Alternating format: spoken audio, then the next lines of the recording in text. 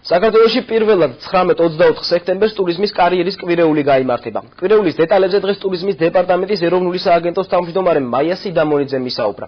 მისი განცხადებით პრეზენტაციები ტურიზმისა და სტუმართმასპინძლობის სფეროს ლიდერი კომპანიებისა და წარმატებული ადამიანების მონაწილეობით მოეწყობა.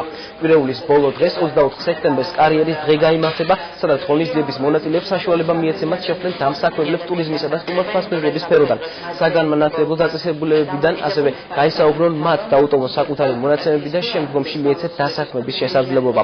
ტურიზმის კარიერის კვირეული მიზნად ისახავს დაინტერესებულ პირთა დასაქმების ხელშეწყობას ტურიზმისა და სტუმართმასპინძლობის სფეროში, ასევე სერვისის დონის ამაღლებას კომპანიებისთვის მაღალკვალიფიციური კადრების შეთავაზებით.